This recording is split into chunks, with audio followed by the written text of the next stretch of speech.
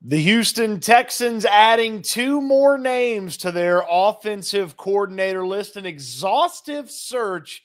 I think I know the reason why. The latest two names, a former NCAA football cover athlete, and maybe the next Kevin O'Connell. Will dive in to Brian Johnson and Grant Udinski here in the show, as well as the Senior Bowl practices have wrapped up. The Senior Bowl 7-pack will come your way here as well. Welcome to the channel. I'm Cody Stoots. Let's talk some Texans. So, a busy day for the Houston Texans. They had two interviews, we thought, and then the report came out that they scheduled another interview. And then Adam Schefter reported that they actually had three interviews today. The Houston Texans have been busy. It took them a week to fire Bobby Slowick. It took them 2 days to put together their hit list. And then Monday, they had two interviews. Tuesday, they had an interview. Wednesday, quiet.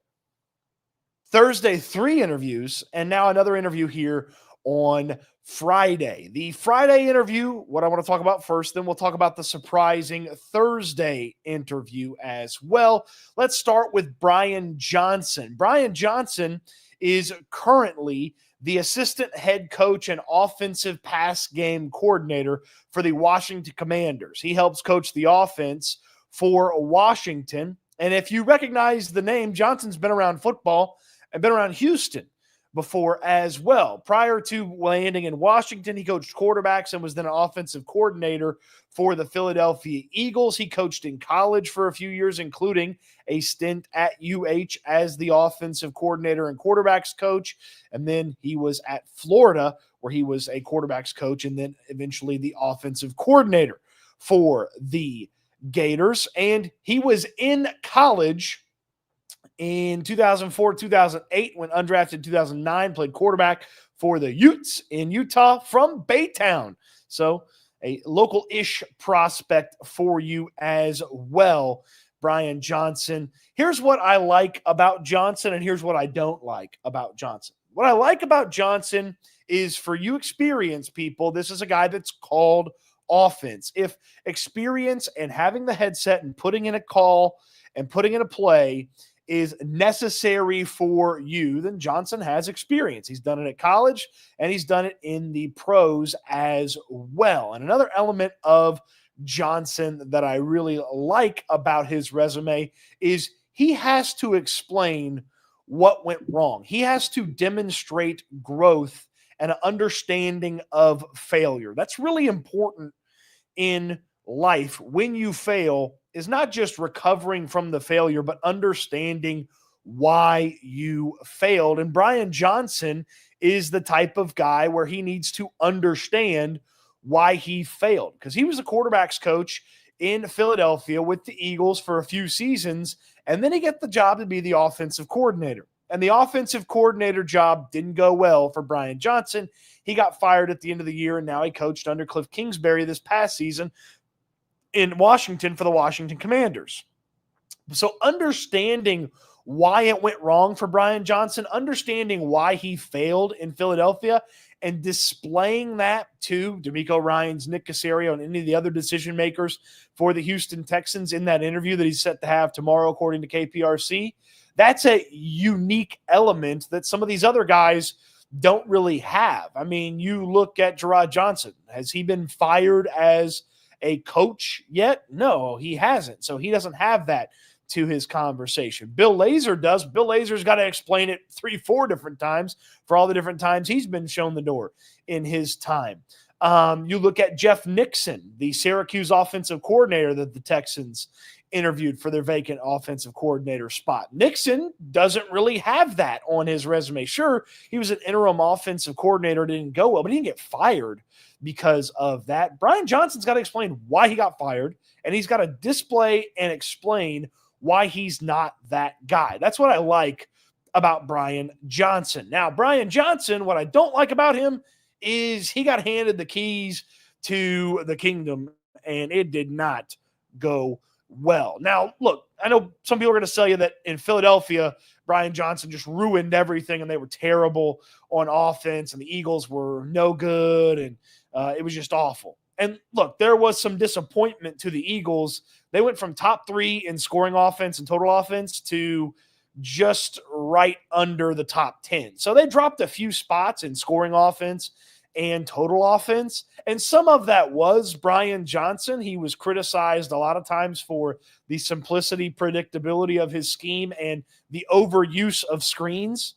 Stop me if you've heard that one before, Texans fans. So that's a little scary about that. I mean, he got handed a ready-made situation to succeed, and for a while, it went pretty good. And then ultimately down the stretch, they lost 5 of their last 6, and they lost in the playoffs that year, and he got shown the door. That's not great for Brian Johnson. He also heard some things that maybe from the U of H season, it wasn't great, but that was nearly a decade ago, and guys change. Now, Johnson hasn't had a lot of time to change from the 2023 version that was disappointing enough to get fired after one season calling plays for the Philadelphia Eagles. And again, that was calling plays for the Eagles. They handed him the headset, and he did not execute to the level that they needed. They went and replaced him with Kellen Moore, and now Johnson gets an opportunity here to prove that he's changed, prove that he's better, and maybe get in the mix here for this offensive coordinator position. I like his candidacy more than any other candidate except for Nick Caley, and I actually like Jeff Nixon's candidacy more than Brian Johnson. Nixon, the Syracuse offensive coordinator, and then Nick Caley, the Rams tight ends coach / pass game coordinator. The Texans reportedly interviewed him today. They'll interview Brian Johnson tomorrow. KPRC reporting that's going to be a virtual interview for Johnson. Now, why they talk to Brian Johnson? Put a pin in that. We'll talk about that in a second, because that was the report of the interview that's coming up tomorrow. And then Adam Schefter just drops in a report that the Texans had another interview today. So on top of the reported Bill Lazor interview, the in-house interview of the senior offensive assistant, on top of the interview with my favorite candidate, my top candidate for the Texans offense coordinator job, Nick Caley, the Texans also interviewed Grant Udinski. And you're saying to yourself, I haven't heard this name. And you probably haven't, because if you've heard of Grant Udinski, you are either a Townsend football fan or you're a Minnesota Vikings fan, because Udinski is the assistant offensive coordinator and assistant quarterbacks coach for the Minnesota Vikings. Okay, Grant Udinski. Let me put his name here on the screen. Brian Johnson, easy for you to remember. Grant Udinski, maybe not as easy to remember. Let's put in the title here, as it is a lengthy one. Grant Udinski, the assistant offensive coordinator / assistant quarterbacks coach. Now, let me tell you why this guy is a fascinating candidate here for the Texans. Now, the Texans talked to Udinski, and again, I mentioned it. He played college football. He initially started as a tight end at Davidson and then played defensive end at Townsend before he got a job with the Baylor Bears as a graduate assistant. When he was in college in Townsend, he was an academic first-team All-American and had a undergraduate GPA of 3.94 and master's level GPA of 4.0. So big-time smart guy from Doylestown, Pennsylvania. He's about late 20s, okay? And he was at Baylor. Matt Rule took him to Carolina. The Carolina tight ends coach knew Kevin O'Connell and coached with Udinski and recommended him to Kevin O'Connell. And O'Connell hired him in Minnesota. And his first job in Minnesota was the assistant to the head coach. Yeah, that was it. He was the assistant to the head coach. And then he got a little bit more, and he was assistant quarterbacks coach. And then he got a lot more, and he's assistant offensive coordinator and assistant quarterbacks coach. And I was like, okay, like he's getting a little more each time, and he's getting a little more from these staffs. But what exactly, is Udinski about? What exactly does he bring to the table? And then I went and found the Minnesota Star-Tribune profile of him. And the profile gets you really excited for the Udinski potential. Brian Johnson's got potential, and it's bounce back potential with some experience. Udinski's just pure, unadulterated potential. So, again, as a young guy recommended from one coaching staff to another coaching staff, and ultimately O'Connell hires him and trusts him with a lot more. Like, he's putting together blitz tendencies and advanced scouting and things like that. And then they start letting him go on scouting visits with Josh McCown, and McCown gets to know him, who of course is the almost Texans head coach a couple of times and is the quarterback's coach for the Minnesota Vikings. McCown gets to know him and is like, you're a pretty smart guy. And he impresses McCown in some of the meetings, and Udinski really kind of helps settle in rookie J.J. McCarthy and helps settle in McCarthy during the draft process. And the Vikings like McCarthy and they get him. And Udinski's praised for kind of the way he worked with McCarthy as a young guy. And then the one that jumped off the page to me was two specific quotes about Udinski in this Minnesota Star Tribune story. The first one was Josh McCown saying that Udinski reminds him a lot of Kevin O'Connell when Kevin O'Connell played with Josh McCown. And the second one was when Kevin O'Connell interviewed Udinski. He said that it was like interviewing a guy who could build a car from scratch for a job at the car wash. And I was like, that's a pretty good explainer of how smart you think the guy is. Like, think about knowing how to build a car from scratch when you just need to wash the cars. Okay, now think about offense when you just need to do some of the jobs on offense. And so that kind of got me excited about Udinski. Ultimately, these two candidates, not the most impressive candidates. I like Jeff Nixon more than both of them, the Syracuse offensive coordinator, and I certainly like Nick Caley more than both of them. But I feel like there's a very clear reason why both of these guys were interviewed.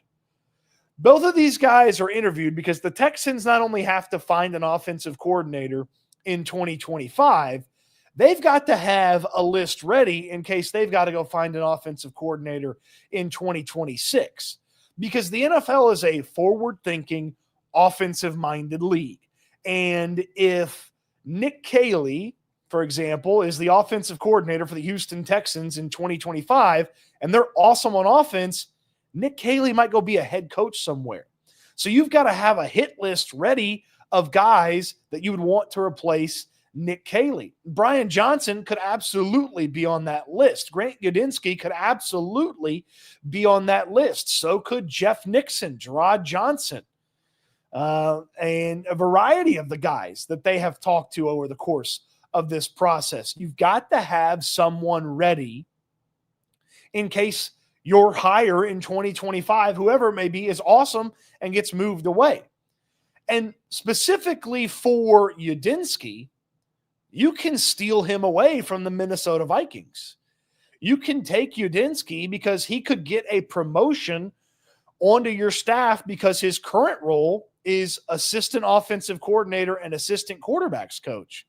Well, you could promote him to a role on your staff, have a super smart guy that Kevin O'Connell loves, that they're calling the protege in the building in Minnesota, have him on the staff, in addition to Nick Caley, who's got his experience from New England and the Rams, in addition to whatever else you want to bring in from an offensive staff perspective. So the Udinski interview is twofold, just like the Gerard Johnson interview had 2 or 3 different reasons for why you talk to Gerard Johnson. You're putting together a dossier, so to speak, on Gerard for the long term as a potential offensive coordinator. You're adding to your failure of 2024 dossier interviewing Gerard, and Gerard gets an opportunity to sell you on why he's important to 2025, keeping his quarterback job. With Udinski, 2 different piles that you could put that interview in. Potentially on the staff, bring in another smart guy to the staff here in 2025, or he's on the radar now, a little blip on the radar for the future if you need to hire an offensive coordinator in a year or 2. And you're looking at Udinski's timeline, it's like, okay, well, maybe Caley sticks around past 2025 and maybe he's the OC in 2026, but then he leaves. Well, then it'd be perfect for Udinski. The timeline would be perfect to snag him, bring him over. And again, you get to spend 2 years watching and understanding what he's doing and then trying to figure out, how he grew and evolved as a coach if you want to hire him down the road. Same thing with Jeff Nixon. Same thing with a lot of these interviews. You get him on the radar for down the future in case your guy's awesome and you got to replace him because he gets a head coaching job. Also, you get him on the radar because in the future, if this guy doesn't work out, you got to replace him. Hey, Bobby Slowick got 2 years. I think the next guy gets 2 years too, regardless of who it is. All right, so in my rankings amongst the candidates that they have talked to, I would put Nick Caley at the top. That's my top guy. And then I'd put Jeff Nixon number 2, the Syracuse offensive coordinator. Then I would tell you there's a line there that I'm not in love with any of the other names that they've talked to be the offensive coordinator. But Brian Johnson would be at the top of the other names. They're going to talk to him tomorrow, according to KPRC. Then I would slot in Gerard Johnson. Then I would slot in Grant Udinski. Then I'd slot in Bill Lazor. I'm sure I'm missing a name here, but I don't think I am. Hopefully I'm not. But that's where I'd kind of slot them here. Oh, Thad Lewis. I'd slot Thad Lewis last. I keep forgetting about Thad Lewis because I'm still kind of confused that they interviewed Thad Lewis. Yeah, I'd put Thad Lewis last. So for me, it's Caley, Nixon, space, Johnson, Brian, Johnson, Gerard, Udinski, Lazor, Thad Lewis. That's my list right there. That's my list in order of the candidates that the Texans have talked to. And the Udinski interview, the Brian Johnson interview, I feel like those are very clearly about putting together the dossier for the future. Getting it ready for 2026 or 2027 or 2028, and not so much about they could be the offensive coordinator in 2025. But hey, you never know. Somebody comes in there and Brian Johnson proves he's changed and I fixed everything that I did wrong in Philadelphia. Maybe you want to make him the OC. And Udinski, I mean, it'd be a wonder kid signing. I don't know that I'd love it. Just the experience is a little lighter than you would want. So, yet another interview for the Texans and another interview coming up tomorrow as well. So that's where I am on the offensive coordinator stuff. We'll talk Senior Bowl here in just a second, but I want to get to some of your questions, comments, joys, and concerned. Andy saying, I'm more concerned now that they didn't have a plan for OC. Just knew it wasn't Bobby. I think they've got a plan. You still got to get the guy to say yes. I think the plan is Nick Caley, and you just got to get him to say yes. So they may be ready for it, and it's up to Nick Caley to say yes. Good to see you, Michael Sanchez. Good to see you, Panda. What's up, Jonathan? Good to see you. Corey, do you think some of these interviews are inevitable QB coach when Gerard leaves? I mean, Udinski would be a perfect 2026 QB coach if Gerard Johnson leaves after 2025. Tay is in here. Good to see you. If Brian Johnson couldn't succeed in Philly, then that's a bad sign. And again, just because somebody fails somewhere doesn't mean they're useless at their job. Just because somebody isn't good at the job the first time doesn't mean they can't be good at the job the second time. Experience is sometimes useful. Change after failure is also sometimes useful. I feel like I'm one of the best examples of that. I got fired from Sports Radio 610 in 2018. I stunk. I didn't think I was very good. Now that I looked back on it, I didn't quite totally at the time understand why I got fired or how it got there. I figured out what went wrong. I feel like I got better, and now I'm a much better version of what I would have been if I had just kind of kept cruising along like I was. Now, it didn't take me one football season like maybe it's taken Brian Johnson. It took me a long time, but maybe Brian Johnson's a little bit better at figuring things out than young Cody was. Space City Baller says, dude, a first-time play caller is the worst to happen to this team again, brother. If it ain't Chip, then I'm fine with Nick Caley. Brian Johnson couldn't succeed with that Super Bowl roster. Yeah, I mean, look, it's not going to be Chip Kelly unless they're saving Chip Kelly for the end. They're saving Chip Kelly for the last interview, but they haven't really been linked to the big fella just yet. Sean G says, is it odd that it was reported the Vikings assistant OC was interviewed, but not Laser or Kaylee? Well, I mean, the report that they had their interview was out there, or that they were going to interview during the day is out there. So no, I don't find this I don't think there's any trickery or anything. I think the Udinski thing got reported because nobody else had it. Like, you don't need to say, hey, the report is, the interview's over, if it's already been reported the interview is happening. I would love a guy named Udinski at tight end or guard or fullback.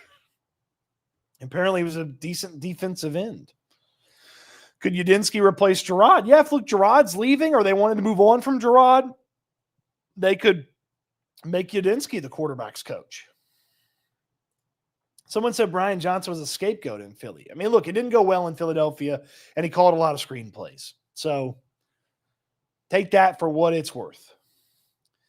Ben Fondled says, this can't be good when you have to sell everyone on people you do not know and they have very little experience. Hopefully they are for other positions and not OC. Yeah, we kind of talked a little bit about that. And I think, look, a lot of these names are Google names. I mean, right off the top of your head, you know who Jeff Nixon was? No, you go Google him, you learn a little bit about him. Oh, okay.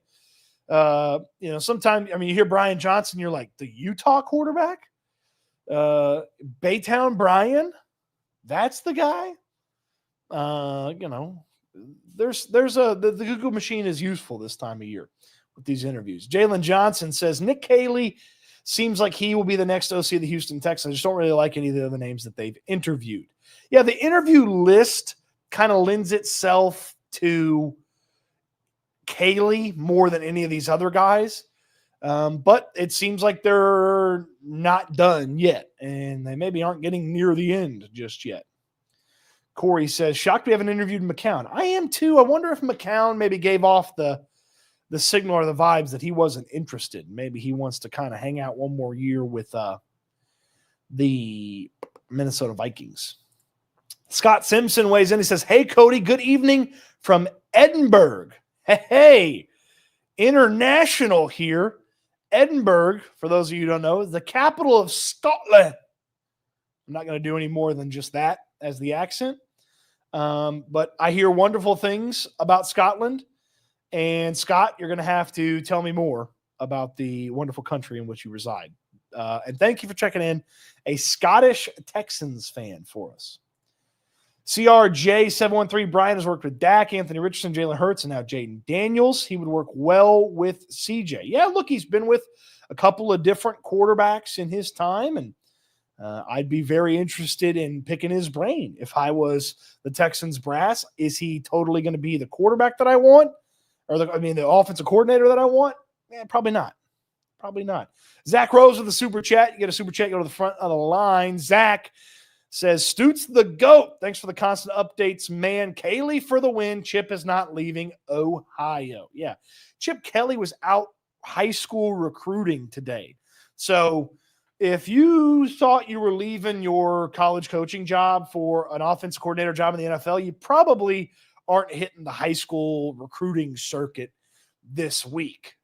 Kid looked pretty happy to be talking to Chip, and Chip looked pretty happy to be on the road. So I would think that he's going to keep that Buckeyes gear on for another year or so. And again, the Texans haven't been linked to him, and with the exception of that one report, it was kind of a weird report that also linked Chip Kelly to the Jaguars, even though that wasn't a play calling position. So Zach, appreciate the super chat. Thank you. Texans slow rolling us. We're going to end up disappointed with Gerard Johnson or Bill Lazor from Orange Drank. I don't believe that's the case, Orange Drank. I don't think so. Jay Jones says, good job, Cody. I really enjoy your insight. Thank you, Jay Jones. Real Thought says, it was said Jeff Hickson has a son currently playing at Syracuse. Jeff Nixon. Okay, I don't know that, if that's the case. I don't know if that makes it easier or harder for him to leave. Yeah, who knows? Does the kid play offense? Is he the quarterback? Is his son the quarterback? The play caller's son is the quarterback. I Must Pandaline says, hit the thumbs up button. What candidates do you know? LOL. Y'all couldn't name these guys. I'm sure y'all didn't know Bobby Slowick. I think that was for the chat, not for me. But yeah, look, the Google machine is useful this time of year. I mean, I knew some of these names before the process got started, and I put the big list together over on Houston football. But there was still some deep dives that I had to go and some calls that I had to make and some, just back of the mind recollection that I had to climb through. DeRhino says, I'm waiting on who the O-line coach is going to be. Yeah, well, that OC is going to have a heavy say and probably call the shot on the O-line coach. So I'm excited too. If it's Nick Caley, I hope it's Zach Cromer, the assistant offensive line coach from the Rams. The Rams, actually, I saw this. Oh, I hope I saved it. Yes, I did. In the past 5 NFL seasons, 2020, 2021, 2022, 2023, and 2024, okay, past 5 NFL drafts, the only team to spend one top 100 draft pick on an offensive lineman during that time, the LA Rams. And they've been able to figure it out on the offensive line and make some really good late savvy selections to fill out their offensive line. Ian Hartitz had that stat today. Zach Cromer's been their assistant offensive line coach for a few years now. Before that, before their current O-line coach took over, Cromer's dad, Aaron Cromer, was the offensive line coach when they won the Super Bowl. Aaron Cromer's now in Buffalo. Zach Cromer, been there for almost a decade, coached under his dad. There's something there with Aaron Cromer. And if you brought over Nick Caley with Zach Cromer, if you brought over Nick Caley, maybe he'd bring over Zach Cromer as well.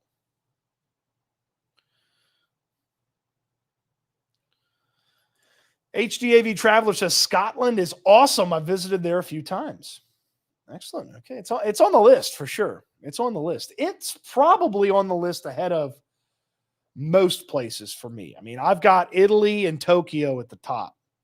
And then after that, I would say Scotland's there.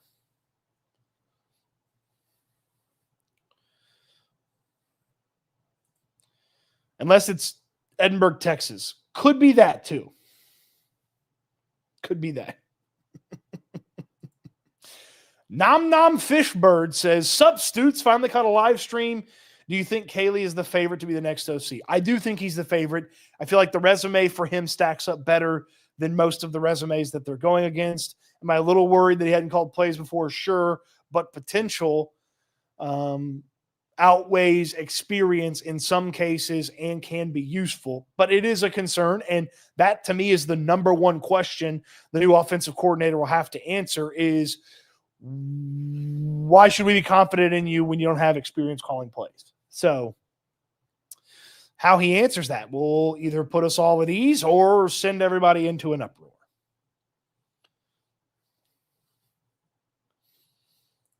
David, good to see you in here. What is your avatar? Is that Peter Dinklage in a football uniform? Oh my God, it's Peter Dinklage as Kyler Murray. Oh no. It's pretty funny. I was under the impression Texas had a guy in mind for the job, but these interviews seem like they're pulling names out of a hat. Unless they're interviewing guys for the staff, which is something that Gerard Johnson's interview could have been about, which is something that Bill Lazor's interview could have been about, which is something that the Grant Udinski interview could have been about, or putting guys together on a list for down the road. Or if their guy says, no, Nick Caley has talked to the Tampa Bay Buccaneers. He does not have to be the Houston Texans offensive coordinator. He doesn't have to leave either. Nick Caley turned down, and I've talked about this time and time and time again, and if you've been watching for a month or so, you know, Nick Caley turned down the offensive coordinator job with the New England Patriots. Last year, it would have paid him close to $3 million. Okay? He turned that down and wanted to stay coaching. So, I mean, is it crazy that he stays with the LA Rams for another year? No, it's really not. It's really not. When will the Texans finally make the hire? Yeah, good question, TK. Guess we'll find out. I would think they're getting closer. I mean, how many names can you really talk to? They're going to have to talk to 7. How many do you want to talk to? Rickenstein with the question and the super chat. Thank you, Rickenstein. Why do you think Kaylee went from top to not with the Jets? I believe that's the case. I don't believe he was interested in that job. And I also feel like Aaron Glenn could get his Detroit guy, Tanner Engstrands, and a couple of other Detroit guys. And so he brought his Detroit guy.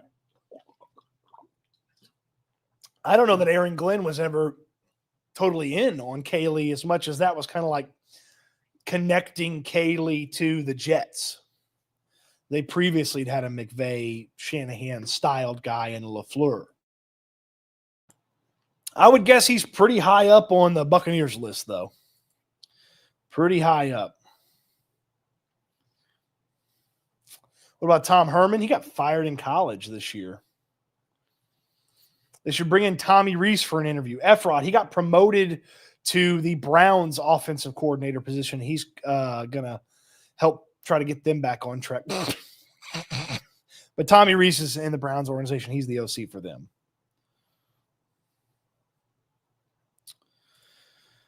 David Kramer says, I think an offensive line can be put together with good lineman combination. NFL college players need an O-line coach. Yeah, good O-line coach can hopefully turn this thing around because it feels kind of like the Titanic on the offensive line for the Texans. Really expensive and not anywhere as safe as they thought it was. I'm curious who's going to be the O-line coach. If we get a good O-line coach, I think that would take a lot of pressure off the next OC, certainly. Mao B asks, what's your go-to seed flavor? I'm assuming you mean sunflower seeds. So I'm a weirdo. I don't eat the sunflower seeds. I just crack them and spit everything out. I like traditional. I like the traditional. I think the flavored ones have too much flavoring on them. So I'm just a regular old-fashioned traditional one. I had a dessert sunflower seed one time. It was like a cinnamon sugar one. It was gross. I almost threw up. Are we saying Chip is completely a no-go? I don't know that he's ever been a start-go. It seemed, again, the connection has only been he knows DeMeco Ryans, he was good in college, and the one report weeks ago, and there hadn't been any really movement. I understand why Chip Kelly would absolutely be at the top of people's lists. He was really good with the Eagles for a couple of years. He was really good with Ohio State last year. He had a lot of success with UCLA, and he's been around the block. He's probably called more plays than these guys have watched in their life. Like, I get it, but they just haven't seemed interested, or Chip's not interested, or it just hasn't clicked for him. Tommy Rees is not calling plays, though. Correct, but it's just the title. It doesn't matter about the responsibilities of the title. Tommy Rees is you can't leave Cleveland to be the offensive coordinator when you're already the offensive coordinator. The Browns would have to give you permission. They wouldn't do that. They just hired the guy. Will Matt Burke call plays this upcoming season? No. Stoots, your top 5 Senior Bowlers of the day. We'll get to the Senior Bowl here in just a second. Brandon, good question. Gage asked, what types of food have you had while you're down in Mobile? So trying to keep it a little between the lines, but I love Cookout. If you've never been to Cookout, they have it throughout the South, but it hadn't made its way to Texas. I love Cookout. I had it last year when I was in Mobile. It stays open late as hell. The food's pretty darn good. It's just burgers and fried food. And there's a bunch of different things you can get. So at Cookout, you get a tray. So you pick your entree, and then you get 2 sides, and then you get a drink.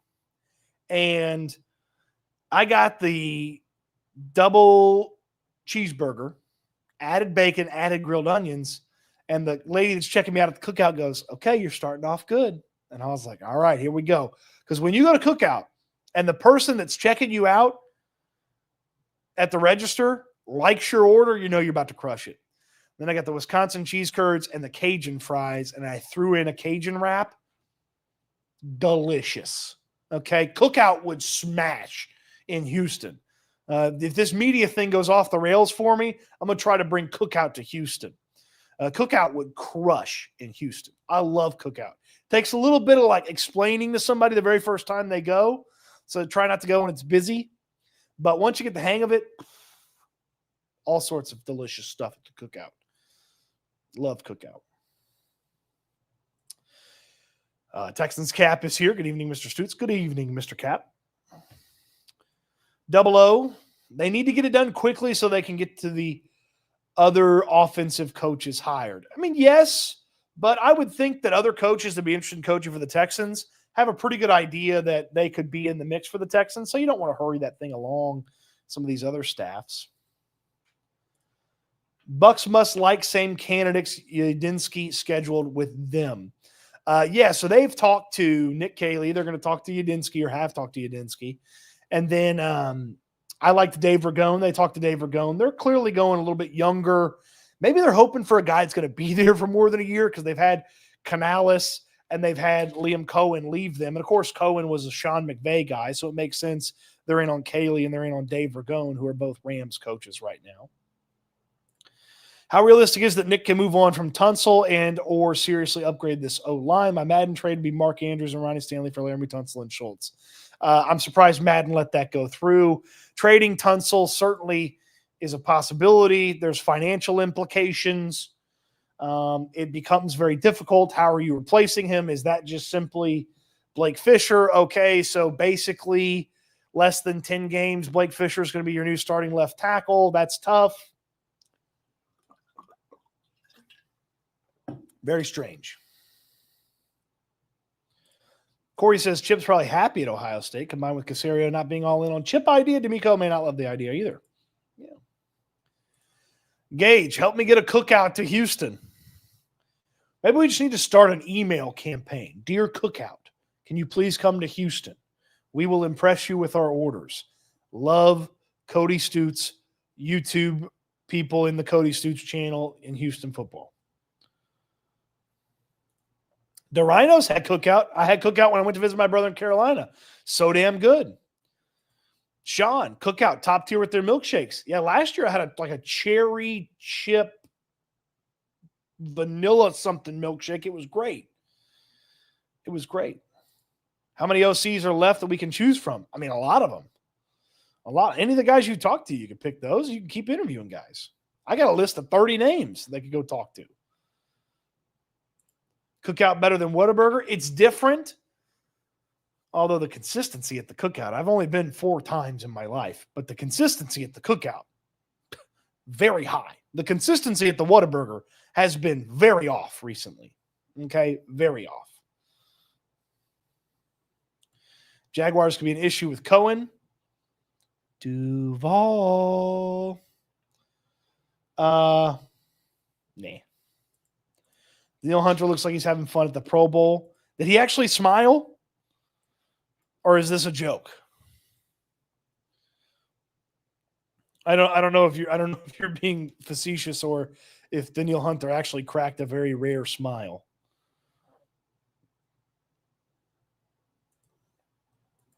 I have not seen the Pro Bowl games.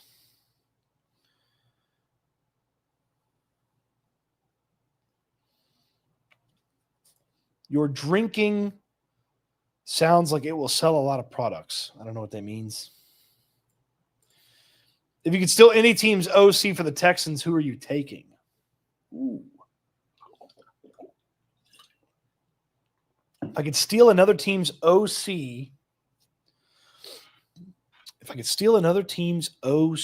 who would I steal?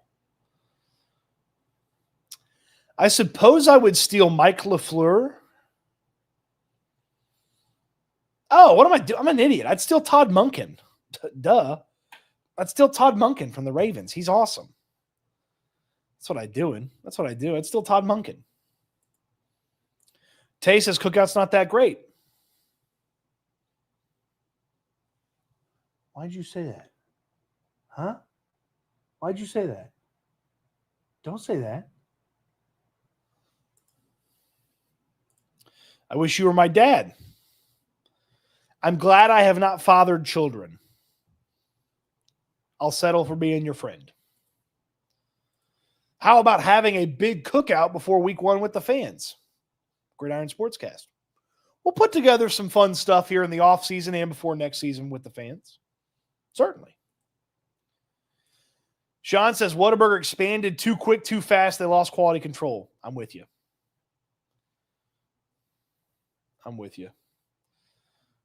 Oh, so Danielle Hunter did smile. Yeah, I did see him on the Instagram story or the Texans tweet. They posted it. Yeah, he was smiling. It's tough to not smile when you're hanging out with your friends and all that kind of stuff. What was the Duval thing referring to? So the Jaguars do this weird thing where they talk about Duval County, which is where the Jaguars reside, and that's like one of their little like slogans, one of their little cheers. And he did like a really awkward Duval at the podium when he got introduced, and people were like, "Ugh, like I don't like this guy because he didn't get the Duval right." So like he said it kind of weird, and people were like, "Ugh, don't know." Liam Cohen also had this weird thing where he walked in the building for the first time, and he's like, "Hey, how you doing? Hey, everybody's doing great." Hey. And he saw like someone who's a female in the building. I'm assuming someone in the front office, executive team, whatever. And he's like, "Hey, how are you? Nice belt." And I was like, "This guy, his swagger is between his ears. He's got the nerdy swagger because the rest of the swagger is not there." I love when Cody gets super hyped about food. Sound effect of your drinking will sell a lot of product. Need to get a sponsor. Hey, anytime somebody wants to hop in here, beverage related, I can do that. I will mute it in case you don't like it. Cookout is food you can make at home at 3 a.m., but they decide to sell it. Yeah, but I don't have to make it. Also, they're hush puppies. I could not make their hush puppies. I could not make their Wisconsin white cheddar cheese bites. Okay, I could make the Cajun fries.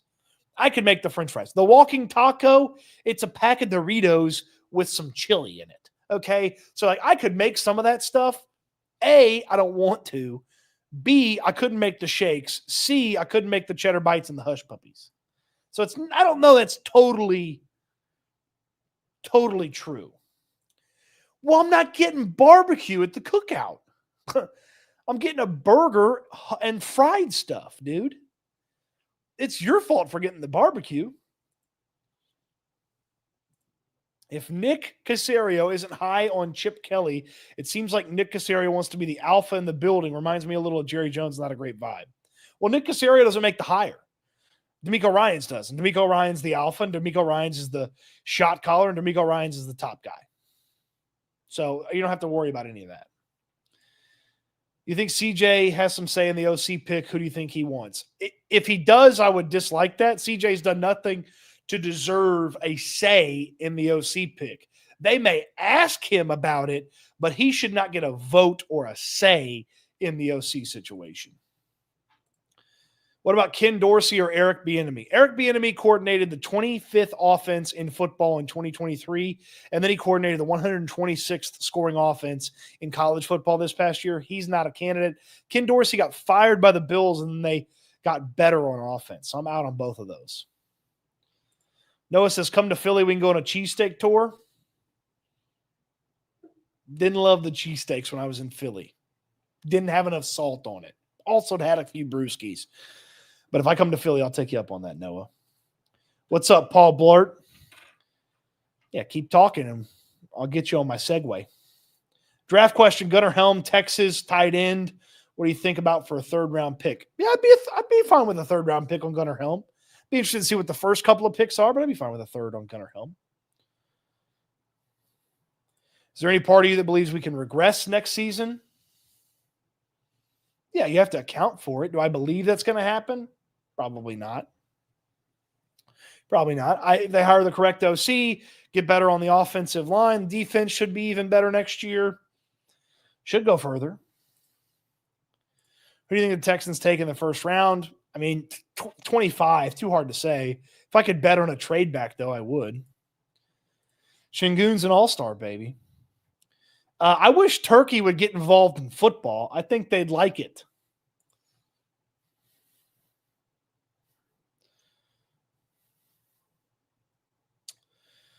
Let's see. Cody used to think Forrest Gump was a fictional character, then I went to Alabama.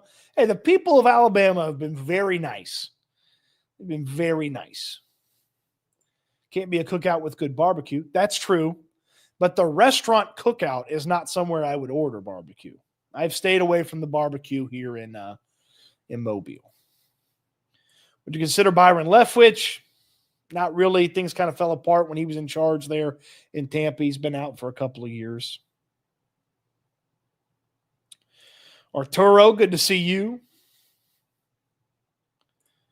Wait, so the head coach overpowers the GM in the OC search? D'Amico Ryans calls all the shots in Energy Stadium. He gets whatever he wants. He's the top dog. He's the top dog. D'Amico Ryans is the top dog. If he wants this player in the draft, they draft him. If he wants this coach, they hire him. If he wants this player in free agency, they get him. Like, obviously, there's a give and take. He's not some sort of dictator that just decides everything. But D'Amico Ryans is the final say in everything.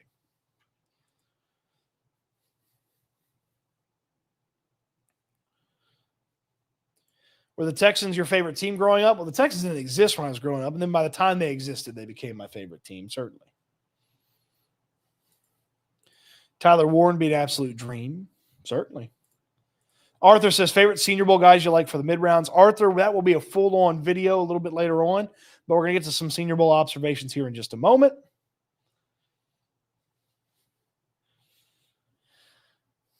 Are you going to do a mock draft? The plan is to do a mock draft tomorrow and maybe do multiple mock drafts because you never know what's going to happen. I thought Caserio was over D'Amico. That's not the case. Who's your dream choice for the OC? It's Nick Caley, because it's realistic. I mean, dreaming it. Just Todd Monken tells the Ravens to get bent, and he's a free agent to hire him, but that's not going to happen. Texas 80, trade back and pick offensive guard Jonah Savanaia from Arizona. Would be an immediate upgrade over Mason at right guard, and then take Besh from TCU with the second pick. Texas 80, both those guys will come up in the Senior Bowl 7. Because the Texans get Savion Williams, benches 355, squats 600, runs a 4.5. What receiver does that? Savion, it was disappointing he was not at the Senior Bowl this week. He was supposed to be here. Would have been good. How do you feel about chili dogs? They're fine. Who had signed first, the Texans OC or Alex Bregman? Texans OC. If Georgia safety Malachi Starks is available at 25, would you like them to take him or still go offense? I mean, who's that? Who's there? Like, I don't know. It's tough. I'm not super interested in the safety at 25, though. I'm not super interested in the safety. TCU receivers, heard they do well in the NFL. Yeah, it's kind of like Ohio State quarterbacks till CJ Stroud got it going. You never know. You don't scout the helmet, scout the player. Don't scout the helmet, scout the player. You go to Rockets or Astros games. I go to Astros games. Basketball is not really my thing. I like to play pickup basketball, but I don't like to watch it. Okay. The Senior Bowl 7-pack. 6-packs are good, but 7-packs are better. The Senior Bowl 7-pack coming your way here. And let's start with the practices here in Mobile, Alabama. They're over. That's got me feeling gray. Gray Zabel, that is. This guy is so much fun to watch play football. Gray Zabel is a North Dakota State prospect. Okay, played at North Dakota State and played tackle for them. Now, he's played inside here at the Senior Bowl, both guard spots and the center spot. I would sign up for Gray Zabel being on the Houston Texans today. Not with the first-round pick, but if you got him in a trade-back scenario or you got him in the second-round pick, I'd sign up for Gray Zabel right now. He had, I call it the trilogy. He had a trilogy with Florida State defensive tackle Joshua Farmer, and yesterday they had 2 reps against each other, and Zabel got Farmer once, and then Farmer got Zabel once, and I was like, give me the trilogy today. Give me the third version of Zabel versus Farmer, and I got it. And I got it today. And Zabel from the interior line spot, Farmer goes with power, and Zabel just, boom, gets his hands in him, posts up, sinks back into those hips, and Farmer's trying to move him, and Zabel's not going anywhere. And then Zabel moves just a little bit, and the dummy quarterback, who's an assistant coach, is sitting back there and he's not moving because Zabel's not moving. Farmer's not getting there. And then Zabel just starts bending. And he just starts bending at the waist and bending backwards as Farmer keeps putting more and more pressure on him. And Zabel just keeps bending and bending and bending. And finally the whistle blows and Farmer keeps pushing him. And Zabel just keeps bending and bending. And then eventually Farmer lets go, pushes Zabel in the face mask, and Zabel kind of falls over. But Gray Zabel won that rep. He's been fantastic this week. Probably helped his draft stock as much as anybody this week, handling some of the big boys here on the defensive line here in Mobile, Alabama for the Senior Bowl. I'm feeling Gray Zabel. That is. Get to the comments here real quick. Need to trade up for Emeka Abuga. I'm not in favor of trading up.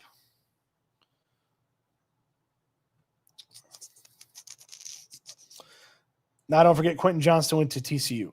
Okay, again, Besh is not Quentin Johnston, all right?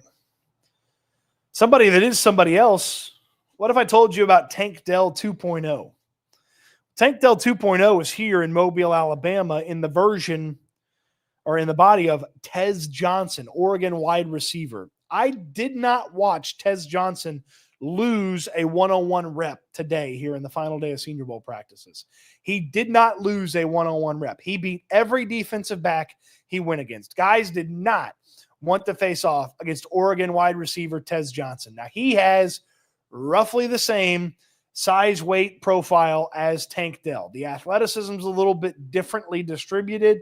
He's a little bit more straight line speed. Tank Dell had a little bit more agility and quickness, but Tank Dell 2.0, Tez Johnson practiced today for the third straight day. It was great to see him back for the third day. Some guys don't come for the third day. It was great to see Tez Johnson on the field, and he was fantastic. Did have a little drop in the end zone. Would have had a touchdown, but dropped it. But one-on-one reps, he didn't lose one. And, man, he was darn good here in the 3 days of Senior Bowl practices. Quick questions here. Is Zabel a left or a right guard? I like Savi Anea as a guard. I know he's got experience pretty much at every line spot. Is Zabel can play any of the three interior spots, and so can Jonah from Arizona. So either one. Either one. Jonah had a rough day, I will say this. Jonah had a rough day today. He got called out one-on-ones, and he got worked. I felt bad for him. Got to see. Got to remember who worked him in the one-on-ones. But, yeah, he got worked in one-on-ones. Senior Bowl observation number 3 in the Senior Bowl 7-pack. Be a fan of Hunter. So be a Hunter, be a fan of Hunter. That Hunter is Jarquez Hunter. He was one of the best running backs at the Senior Bowl this week. He played at Auburn. Auburn running back Jarquez Hunter. He is tough as nails. He invited contact in the drills, which was fantastic. He was constantly winning his receiving reps. And then pass blocking, dude was a freaking brick wall. And then finally got into some team stuff here in the third day of practice. The patience that he displayed to wait for the blocks to happen, open up, and then accelerate through the hole. Jarquez Hunter was one of my favorite players at the Senior Bowl, quickly becoming a draft crush. And Jarquez Hunter hasn't talked to the Texans yet. I hope he does. I feel like he would fit what the Texans need out of one of those running backs that they need to add to the running back room. But Jarquez Hunter, fantastic day at the Senior Bowl, fantastic week at the Senior Bowl for the Auburn running back. Senior Bowl observation number 4. You're the best. You're the best around. Okay, you remember you're the best around. No one's ever gonna keep you down. From the Karate Kid. Okay, best around. Okay, fun fact here. Bill Conti did the music for the Karate Kid and for Rocky 3. Okay, Bill Conti did the music for both of those movies. The best around was initially supposed to be for Rocky 3, and Eye of the Tiger was initially supposed to be for the Karate Kid. But then they flipped them, and it was incredible for both movies. But you're the best around. Jack Besh was one of the best wide receivers at the Senior Bowl this week. TCU wide receiver, former LSU product as well. Jack Besh was winning each and every way a wide receiver can. He won with a good route. He won with speed. He won with strength. There was a play. It was a corner route. He had to turn and try to go get the ball with the defender like hanging on him like a backpack. And he just ripped that thing down out of the air. He had a really, really impressive 3 days at the Senior Bowl, adding to what was already a lot of excitement for him heading in. Jack Besh, the Besh around here at the Senior Bowl. Senior Bowl 7-pack observations for you. Potential is there for a couple of these tight ends. Two guys that have had very different college journeys. Two guys that have very different college journeys that there's a ton of potential for them. Let's start with the name that's a little bit more familiar to you probably. Mason Taylor from LSU. Tight end from LSU, Mason Taylor. He mossed a guy today. It was awesome. He just went up, ripped the ball out from the guy's hands in front of him, and came down with it. He's incredible. He showcased the ability to do everything this week. The pass blocking is maybe just a little iffy, but Mason Taylor, the LSU tight end, can run every route that tight ends need to be running. And if the pass blocking gets better, he could be a big-time mid-round prospect for a team. He was a very fun watch here on the final day of Senior Bowl practices. And his dad is Hall of Fame pass rusher Jason Taylor. His uncle is Hall of Fame linebacker Zach Taylor. Guns up. It's up Texas Tech. And the potential is absolutely there for Mason Taylor. The potential is also there for Thomas Fadone II, Nebraska tight end. Thomas Fadone II, Nebraska tight end. And Fadone came here. He was the number 1 tight end in the nation a few years ago. Went to Nebraska, some serious knee injuries, kind of slowed him down. Nebraska kind of stunk. Didn't really take off like he was supposed to as the top tight end in the nation. But he showcased all those things that made him the top tight end here in Mobile, Alabama, from the blocking to the route running, the physicality, a little bit of speed, a little bit of shake and shimmy. I did have one beef with Thomas Fadone II. His pads were too big. I thought his pads were too big. So potential's there for those two high potential guys. The untapped potential is there too. I introduce you to Georgia Tech tight end Jackson Hawes. Georgia Tech tight end Jackson Hawes. Hawes caught 16 passes for the Yellow Jackets last year. 16 passes. That's it. 1 touchdown. Hawes caught probably more than 16 passes in one thing of practice. You know, certainly over the 3 days, he caught more than 16 passes. He had a one-handed catch yesterday, and then today he had a corner route where he set his man up, boom, hit him with a head fake. Defender goes that way. He heads for the corner. Defender goes to catch up to him, and he just rips that thing out of the air over in the corner of the end zone. Jackson Hawes, if I could bet on him being a Houston Texans draft pick, I would. He just screams 6th, 7th round pick for the Houston Texans. Blocking is why he's on people's radar, but there's a little untapped receiving potential. So Jackson Hawes, Georgia Tech tight end. Keep the name in the back of your brain. And 2 very cool moments today from the Senior Bowl. The first one, I talked to Kyle Williams after the first practice of the day. Kyle Williams is a receiver from Washington State. And Williams, I was talking to him about, hey, you want to go to Washington State, it's kind of just if you're good, they'll find you, right? If you're good, they'll find you. It doesn't matter if you're at the big colleges or the small colleges or big conferences or small. If they're good, they'll find you, right? He's like, yeah, that's kind of how I feel about things. If they're good, they'll find me. And he's like, I'm pretty good, And then I started asking him about, have you talked to the Texans? He's like, man, I haven't talked to the Texans, but I really want to talk to the Texans. And I was like, oh, yeah? He's like, yeah. Because if you put me in the room with Nico Collins, we're going to have an electric wide receiver room. We can do a lot of damage there. He goes, I love watching Tank Dell and what he did in the NFL.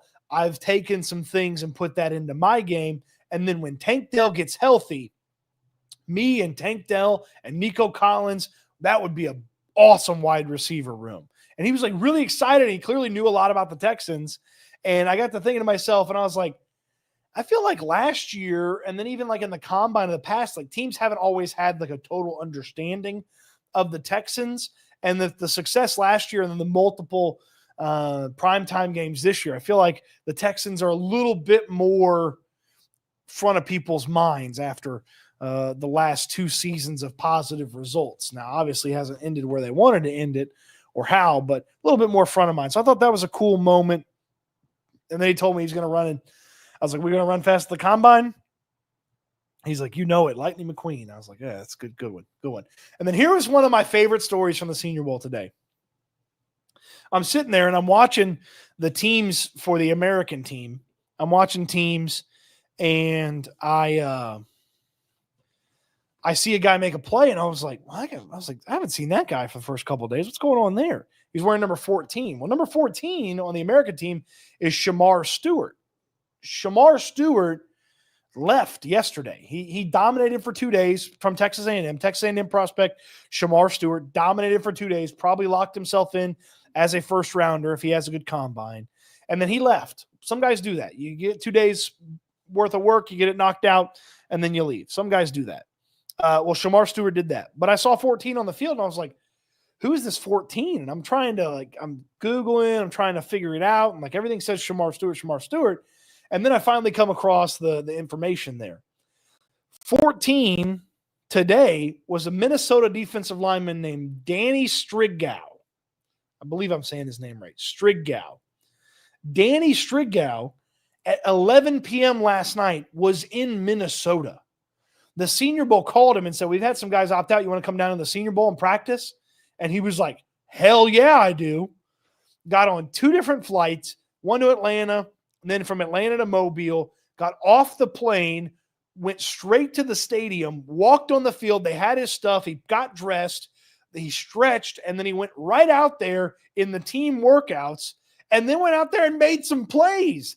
Got in on a run stuff, beat a couple of guys. I mean, barely had time to warm up and get ready.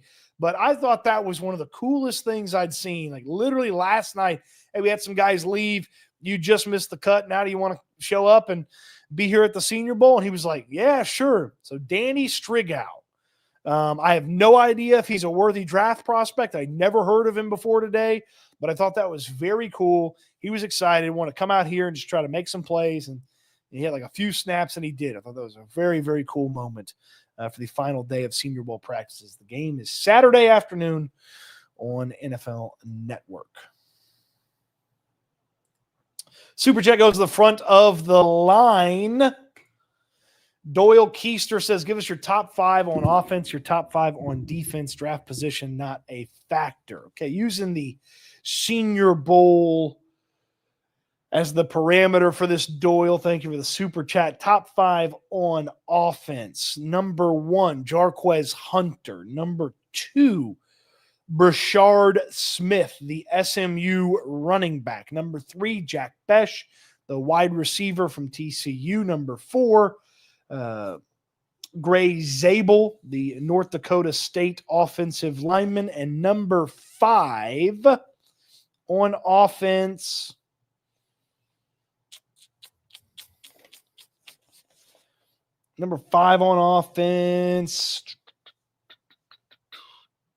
man, I wish there was another offensive lineman that I liked, but there really wasn't. We'll go Tez Johnson.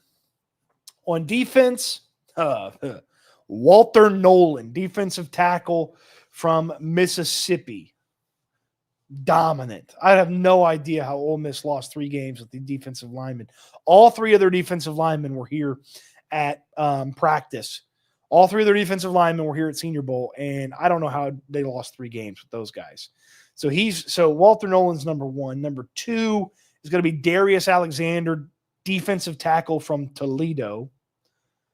Number 3 is going to be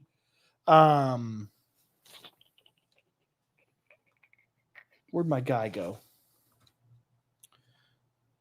Number 3 is going to be Jack Kaiser, linebacker from Notre Dame. Really enjoyed what he put together.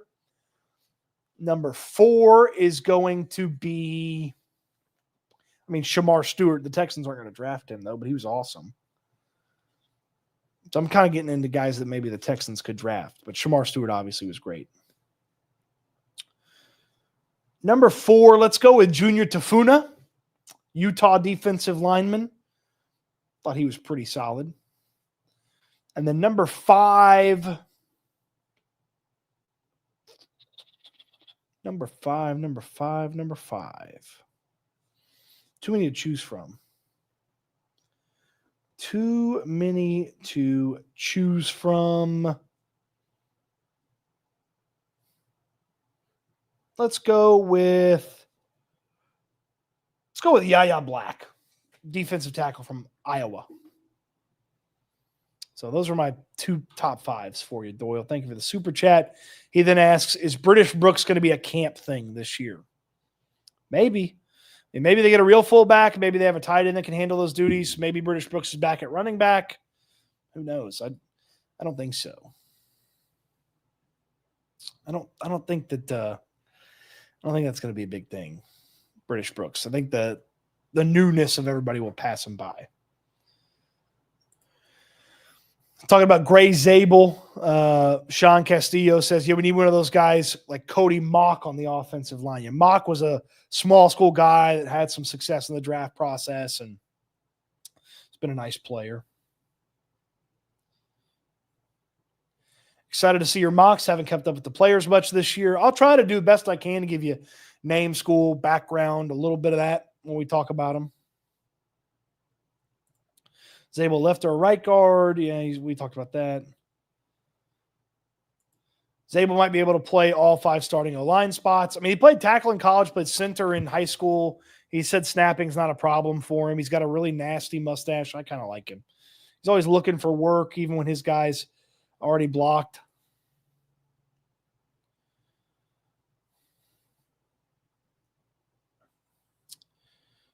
Let's see here. Jarquez sounds like a running back D'Amico would want. Yeah, Jarquez Hunter from Auburn, the running back, really good. Really good.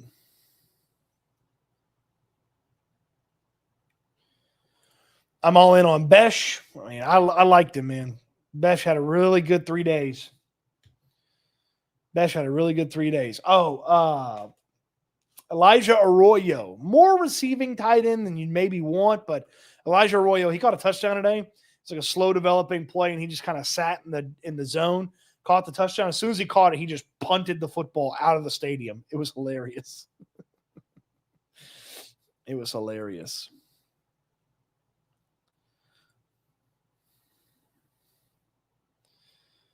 That speed on Elijah Arroyo, the Miami tight end, is crazy. Yeah. Yeah, it was. Nebraska tight ends always sound like they're going to be good blockers. Yeah, probably.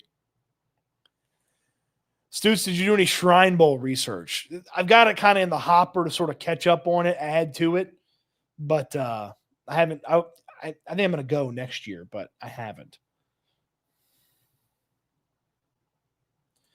Dang, Cody, how many pieces of paper do you have there? Well, I've got 4. I've got the roster by position, the roster by numbers, and then there's 2 different teams. So, and then my notes are right here, which I've got like 22 pages of notes. It doesn't sound that impressive when it's just a little notebook, but it's notes. So, okay. I think Nick will trade down this year for more picks. I kind of think that's the case too.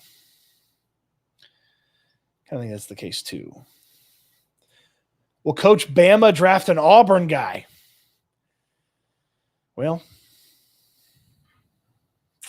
I guess we'll find out in April. This draft is more of a day 2, day 3 heavy. Yeah, I was told this week that basically prospect 12 could be the same as prospect like 42. Like there's really not like a, oh my God, we got to have this guy. Like there's a lot of like beauties in the eye of the beholder with this draft class. Not as sunburned this year. Yeah, you know why? You know why I wasn't a sunburn this year? I learned my lesson last year. I learned my lesson last year. I brought the bucket hats this year. 2 of them, 2 different ones. So I still got a little sunglasses, but I brought the bucket hats this year. So no massive sunburn here. I am a little bit darker on my left side because that's where the sun was beating down on us. But yeah, I brought the bucket hats this year. So no, this smells terrible, by the way. I don't know why I put it on. I was clean. Now I'm dirty again. But yeah, not a sunburn this year. Learned my lesson last year. I'm getting better at this thing here. Getting better at this thing. Incognito. You should see me with this and sunglasses on. I could sneak into a government building with that. I was like the invisible man. I had people walk right past me. Like, I was looking for you. I was like, I was sitting right there. I didn't see you there. Yeah. So, all right. That'll do it for the live stream tonight. Landry Locker with the locker room at 10:30 tonight. I went over last night and